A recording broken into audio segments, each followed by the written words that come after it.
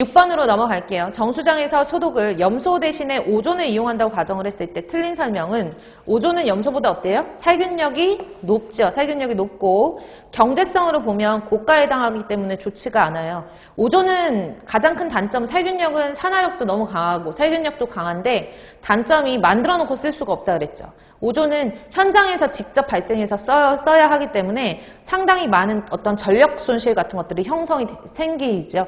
많이 발생을 하죠. 그래서 오존 같은 경우에는 산화력이 좋은 반면에 많이 만들어 먹고 쓸 수 없어서 현장에서 직접 생산해야 되는 그런 단점이 있다. 그래서 가격이 고가다라고 했었고요.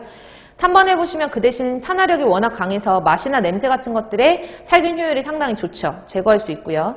네 번째로 보시면 잔류성이 높아서 2차 오염에 대한 위험으로부터 보호된다. 땡이죠. 오존 같은 경우에는 자기가 스스로 분해되려는 속도가 엄청 빨라요. 그래서 가만히 있지 않고 오존 O3 자체가 계속 분해가 되어버리거든요. 그러니까 물속에서 그 오존 자체가 존재하지 못하는 거죠. 잔류성이 엄청 짧고요. 그렇기 때문에 오존 소독을 아무리 살균 효율을 100% 증대시키기 위해서 살균을 많이 했다 하더라도 오존 자체가 물속에서 계속 존재하는 것이 아니라 염수처럼 계속 존재하는 게 아니라 오존 물 밖으로 자꾸 빠져나가려고 하니까 물이 어떤 송수라든지 아니면 물이 급수되는 과정에서 오존이 다 빠져나가 버리고 다른 미생물이라든지 오염물질 같은 것들이 들어갔을 때, 유입됐을 때 그것을 막을 수 있는 것들이 없어요. 그래서 오존 소독을 한다라고 하면 반드시 최종 소독은 무슨 소독을 해줘야 된다? 염소 소독을 해줘야 된다. 왜? 염소는 잔류성이 길고 오존은 잔류성이 없기 때문에 라고 말씀을 드렸어요. 그래서 4번에 보시면 잔류성이 높다라는 것 자체가 틀렸죠.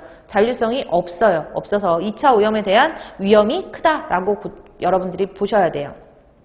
그래서 6번의 정답은 4번이고요. 7번 볼게요. 소독에 대한 설명을 옳지 않은 것은 페놀로 오염된 물의 경우에 오존 소독보다 염소 소독이 더 적합하다라고 했는데 페놀이 들어가면 페놀이 염소랑 반응하면 뭐 형성돼요? 페놀이 함유된 폐수를 염소랑 접촉을 하면 클로로페놀이라는 게 형성이 되죠. 클로로페놀 같은 경우에는 아주 심한 악취가 발생되기 때문에 그래서 페놀이 함유한 폐수를 염소 소독하면 안 되는 거예요. 아셨죠? 그래서 페놀을 함유한 폐수는 염소 소독하면 안 된다. 왜냐하면 클로로페놀이 형성이 돼서 심한 악취 같은 걸 유발하기 때문에 심리적으로 사람이 음용수를 사용이 불가능하다라고도 말씀드렸어요. 옳지 않은 건 1번이네요. 클로라민, 결합잔류염소는 소독제로서 효과가 있죠. 그러니까 형성되는 유리잔류염소에 해당하는 HOCl이나 OCl-, 클로라민에 해당하는 결합잔류염소 다 소독력은 있어요. 다만 그 소독력의 차이가 있는 거죠. 제일 센 거는 소독력이 센 거는 HOCl, 그 다음이 OCl-, 그 다음이 클로라민이에요. 클로라민은 살균력은 가장 약한 데 비해서 장점이 냄새가 나지 않아요. 그래서 입취미가 없다는 게 가장 큰 특징이에요. 3번 보시면 오존은 박테리아 살균 및 바이러스 불활성화에 효과가 있고요. 산화력이 강하고 오존은 트리알로메탄 생성을 하지는 않아요. 그래서 트리알로메탄 생성은 염소 소독할 때만, 유리잔류염소 생성할 때만, 즉 HOCl이나 OCl-로만 소독할 때 트리알로메탄이 생성된다라고 보시면 돼요. 8번 갈게요. 8번은 이 그래프 제대로 해석하는 문제인데요.